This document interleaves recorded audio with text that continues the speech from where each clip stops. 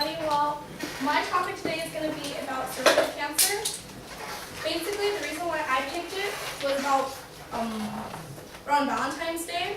I got a call from my doctor saying I had low-grade cervical cancer, which that basically means I'm on stage 1. Why I picked it, but seeing as she called me over the phone, so I couldn't, and she sounded like she was in a hurry, I didn't stop to ask her more questions about it. So that, needless to say, that ruined my weekend. Okay, so even though I had somebody took me to day festivals the next day, it didn't make me feel any better about it. There's something wrong with me and I didn't know. So that's why I picked the speech, so I would be more informed and hopefully be able to tell more people about it. And in my speech, I'm going to be speaking about what cervical cancer is and what are the symptoms of it, what causes cervical cancer, and the treatment of cervical cancer, and ways to prevent it. So some of you, obviously not just me, don't know that much about cervical cancer. Basically, according, what is cervical cancer? According to the Medical News Today website, cervical cancer is a disease that affects the cervix in the female reproductive system. Pretty point blank period, pretty easy. This is the cervix. And that is basically where the cancer chills out at. Basically, the cervix is the lower part of the uterus, in case nobody knew that. There are 4 levels of cervical cancer. The first cancer, stage 1 cancer is only the cervix. That's the stage I'm on. Stage 2 is the cancer that it includes the uterus and the cervix, so it's pretty much spreads. That is, oops, not that one. That area. Stage 3 is the cervix, uterus, and it affects the surrounding areas, including the lower portions of it or the pelvic wall. And stage 4 is basically full-blown cervical cancer, and it affects nearby organs like the liver, the lung, or the rectum, or other organs like that. It can even spread to the bone marrow. That is basically stage 1, stage 2, stage 3, and stage 4. It's pretty gross, right? Wow.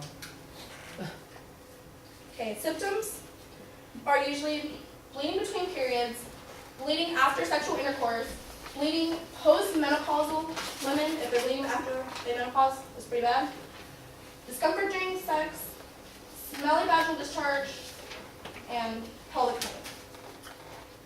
So my next point is what is going to cause cervical cancer. Basically, HPV, which is the human papillomavirus virus, types 16 and 18 are about 70% of what causes it. Another thing is a weakened immune system, giving birth at a young age, several pregnancies, many sexual partners, even things like contraceptive, things like birth control pills, and even socioeconomic status can affect your possibility of getting it. I'm dirt poor, that's probably one reason. Also, another reason to stop smoking, smoking also causes it.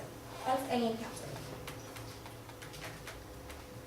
Also, basically, another thing that causes it, but most commonly, is abnormal cells.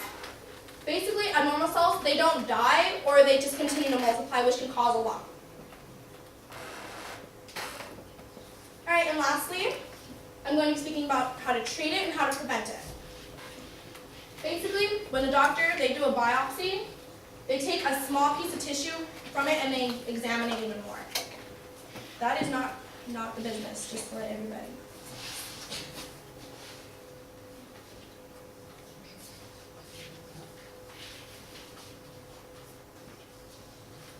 Also, another way to remove it, they could use laser surgery. It's basically a little beam, cuts it off. Also, things like a cryosurgery. They freeze the cells and it takes care of itself. Even an extreme thing is hysterectomy. That's when they will take whatever cancerous and they will remove it. Like if the uterus is bad, they will take it out, and that can result in not having children. It's very rare, but it does happen. Some more extreme treatments is radiotherapy and chemotherapy. That's a woman, she had chemotherapy. It can also cause hair loss, fatigue, diarrhea, nausea, things like that. Also, just ways to even if you prevent it before it even happens, it's a good idea to get the HPV shot.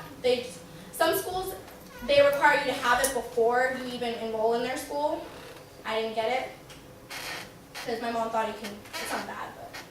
Also, if you practice safe sex, that's a good one.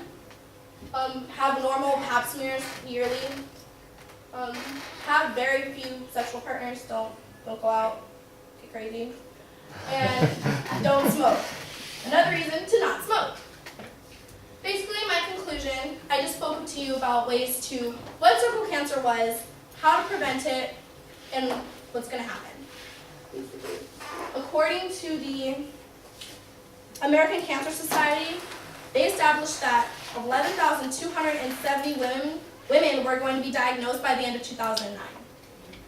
And 4,000 women in the USA are going to die from this. I hope that I was able to inform everyone more about cervical cancer, and that is my speech.